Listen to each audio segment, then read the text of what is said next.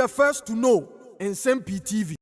Abusanfo ye bo anan ya kwakopie mu ewo Ghana ye mra share betwafie. Na in fact ekokopie mu ho sesie ya on the floor of parliament no debate kesie bi pa na kire se ekoso ewo parliament a minority for no ama majority for no omoto sa wadre. Eye the 2025 mid-year budget review. Ena kire ene akwakofa sa debate yi de aba. Na on the floor of parliament the minority leader or signing Afenyo Markin. Ena chese ujina ho brane ana wokasa echense mu say NDC ba power 7 months enye nyame bo china ye ko the 8th month omontimi implement even a single social intervention project and as a program ewo man Ghana mu ha ye here MPP aban bae no or the free senior high school bae enkofo benefit thousands of people and Ghana ha omontimi benefit NDC bae we're to almost 8 months in here untimi fa even a single one Emma wanting enkodan chain NPP Afenyo ko signed the one district one factory initiative no eba wanting ebinum yetimi wie ebinum so ho yentimi anwie NDC bae no 7th months in here untimi tackle even one district one factory project and another go for the MPP aban entimi anwie no on finance sample so road construction projects as ekoso under NPP abayan a omuja okoye no NDC for your margin say omon for monsa enka na enne parliament the way honorable Afenyo Markin SB amma the majority caucus especially the finance minister any majority leader Mama Ayariga you say omon ho awoso no enye adeketwa na wa kira mo say de ba ko montimi aye no Ghana ha na say ene basabasaye na chese ekoso na enye ensem yentie ensem a honorable Afenyo Markin the minority leader the two ija system which became known as the Kufuor bus. Mr. Speaker, today we see the NDC 7 months in office. They have not come out with any productive social intervention program to give hope to the Ghanaian people. We therefore demand that they restore economic sanity through transparent foreign exchange auctions, expand the gold for oil reserve program, eliminate artificial exchange rate manipulation. We also demand of them, through their trade ministry, that they should reinstate the 1D1F program to create opportunity for businesses. The Agenda 111 hospitals, they have to continue to let these hospitals be completed. And again, instead of relying on galamsey activity as a way of growing the economy, they should restore agricultural transformation. Mr. Speaker, government must also strengthen diplomatic relations with strategic partners, restore impartial justice, pay contractors promptly, and create safe environment for business and investment. Mr. Speaker, I need to repeat here, illegal mining is going on and it's affecting our nation. The time has come for this government to rise to the occasion and walk the talk and protect our environment.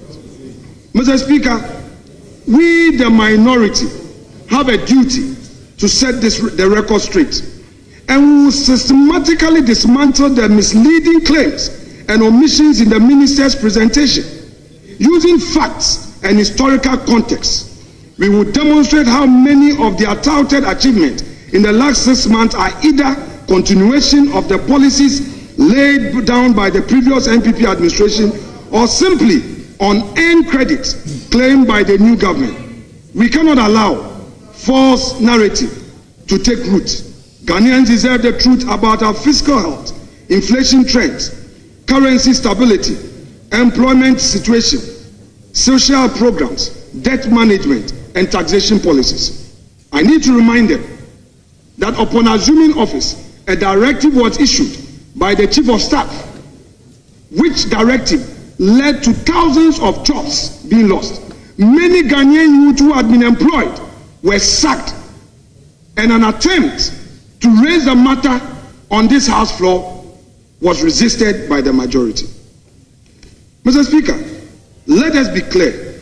The story of Ghana from 2017 to 2024 was one of significant progress, and though tough decisions had to be taken amidst global and domestic challenges, We all saw that within half a year, this NDC, blaming the MPP for all economic woes, yet taking credit for the groundwork laid before.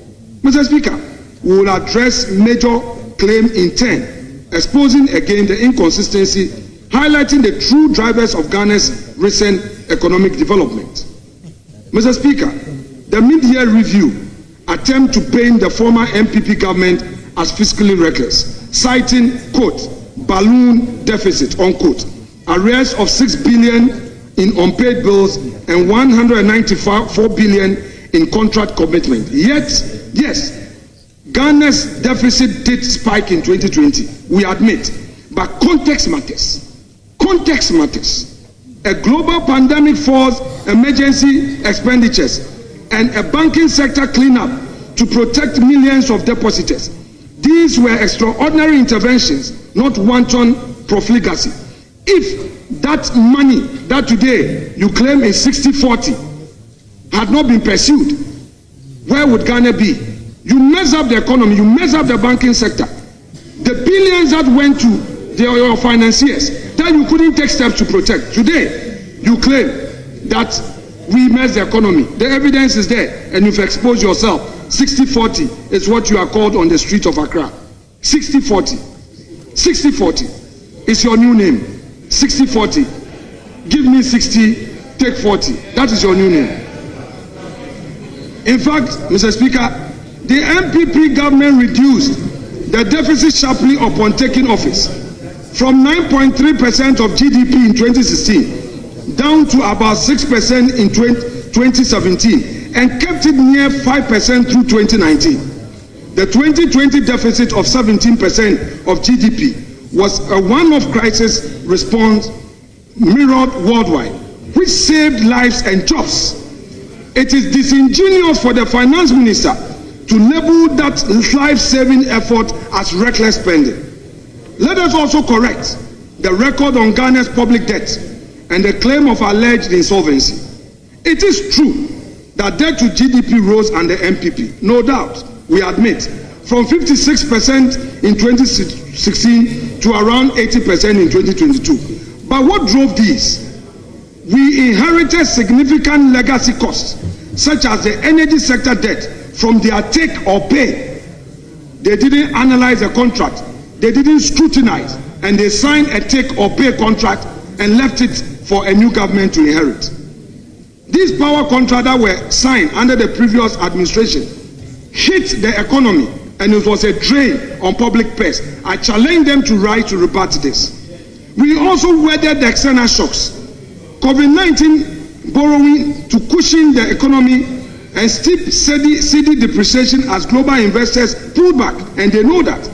Crucially, we put those borrowed funds into productive use, investing in infrastructure, education. They left their e-blocks, we completed them. Industry and social programs that benefit Ghanaians today. If the state finances were strained, it was in the course of building for the future and cleaning up of the mess, not to wanton waste. Moreover, Mr. Speaker, we took responsibility for top reforms to address debt issue. We initiated the IMF-supported recovery program in 2022 and undertook a painful domestic debt exchange program. Mr. Speaker, they lambasted us on this. We paid a high price. We are in opposition. But today, that painful decision that came at a cost to us is what you are relying on to build the economy. Can you deny that?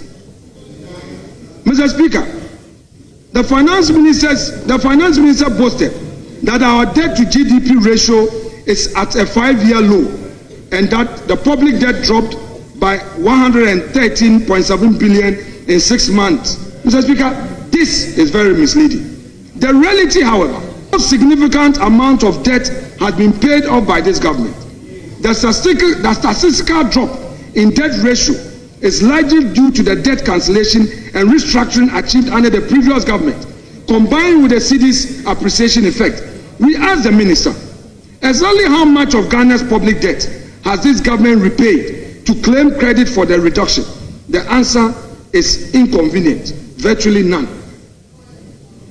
Ghana's debt improved because the NPP did the heavy lifting, including a historic external debt operation that achieved $5 billion outright debt forgiveness and 4.7 billion in debt service savings.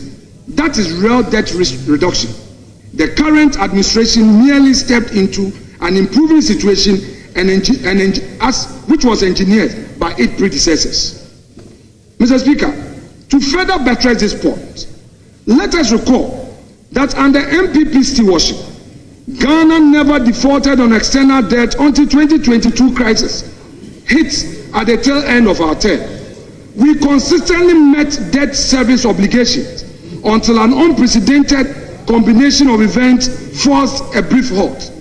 Even then, MPP swiftly devised solution, the Energy Sector Levy Act, to systematically pay down energy liability, fiscal responsibility law, capping deficit at 5% of GDP to instill discipline and the debt exchange to restore sustainability. These are actions of responsible government, and we are proud we took such decision, not a reckless one. The media review blasts our administration for high debt, but conveniently omits that by end 2024, Ghana's debt to GDP had actually fallen to about 70.5%. This decline was the fruit of the painful haircut and fiscal adjustment we undertook to reset the economy. Again, we take responsibility. We say sorry to Ghanaians. We had to take a painful decision to implement this, but you are taking advantage of these painful decisions without giving credit to us. Who is hypocrite in this matter? You are the one found wanting, and indeed you are the political naysayers. You engage in double standard, and you are engaged in political hypocrisy. In short, the NPP cleaned up a grave situation, and now the new administration touts the cleaner floor as if it were their own accomplishment. What have you put in place? None. Mr. Speaker, let us address the narrative of wasteful spending under the NPP. The minister derided the former government's expenditure as waste, yet we recall vividly that in 2020, the same NDC was loud, calling for a greater expenditure on COVID-related activities to alleviate hardship. They said so in this very chamber. They talk of debt unsustainability today, but their solution so far has been to go back to the IMF and rely on new borrowing under stricter conditions. The truth is that the NPP invested in Ghana's future. We rolled out transformational policies like the free SHS, built roads, 13,000 kilometers of roads.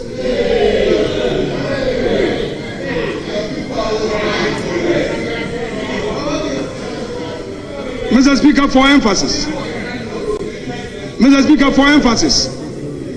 we introduced transformational policies to build the human resource capacity of our youth, such as the free SHS. Why are you quiet? We built 13,000 roads across the country and initiated the 1B1F to stimulate economic growth. Mr. Speaker, those investments are yielding dividends for our people.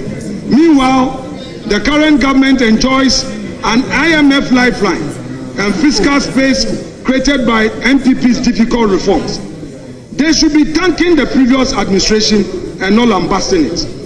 Mr. Speaker, the finance minister boasts that inflation has plunged from 23.8% in December 2024 to 13.7% by June 2025, implying some miraculous stabilization by the new administration. Mr. Speaker, Ghana's inflation story requires a longer lens. Yes, inflation is down from its peak, and that is good news for everyone. But we must remember why inflation spiked in the first place and how this trend was already reversing before January 2025. The reality check is that, Mr. Speaker, Ghana's inflation soared in 2022, peaked at over 50% year on year by December 2022, the highest in 22 years. This was not because of domestic fiscal indiscipline. It was largely imported pain, global supply shocks, COVID-induced supply chain disruptions, a surge in international oil prices, and the Russia-Ukraine war impact on food and fuel. Mr. Speaker, if this claim by us, and will not shift, if this claim by us is unacceptable to our colleagues who are now in government, then I ask, why did President John Dramani Mahama recently say that the situation in Middle East would have effect on the economy? Therefore, he is inviting the finance minister and the energy minister to sit together to review certain government policies. If international shocks have no effect, why did the president complain that the Middle East crisis is having an effect on the economy? What a shame.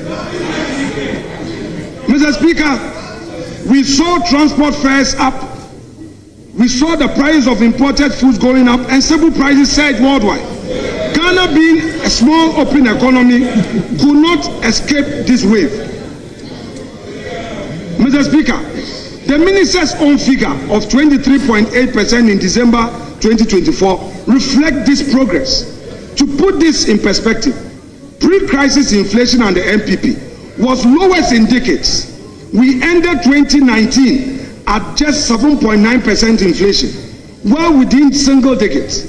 So while 13.7% in June 2025 is certainly much improved from the height of 2022, which we admit, it is not some unprecedented for a 4-year low, as the minister suggests. In fact, it is higher than what we achieved in normal times before the global crisis. And what has changed in 2025? The sharp disinflation is the first half of 2025. It's largely a continuation of the trend that Nsem-Pii set in motion under the IMF program and our economic recovery policies. With stable fuel prices globally and the cedi regaining some strength, prices of imported goods began to ease. The minister himself admits that the recent inflation drop, quote, is not by chance or sheer luck, unquote. Indeed, this was by design of policies that began under the Nana Addo Dankwa Akufo-Addo government. Mr. Speaker, it was Nsem-Pii that negotiated the IMF support package, which restored investor confidence and unlocked funding. It was Nsem-Pii that started the Gold for Oil program to moderate fuel prices, and it was Nsem-Pii's fiscal adjustment that reined in excess liquidity. But to claim, sole credit, or trumpet it as a vindication of 6-man work is premature. Ghana's inflation was already coming down, and the global condition provided a tailwind. There has been no bold new anti-inflation strategy from the current government beyond sticking with the IMF-guided path set earlier. Let us also recall that Ghana's longer inflation history for this House. Mr. Speaker, under the previous NDC government, that is 2012 to 2016, inflation was often run in mid-teens and even surpassed 17%. At one point, Ghana faced hyperinflationary pressures. Indeed, going back further, we had over 40% inflation in 2000 and had to redominate the cedi in 2007.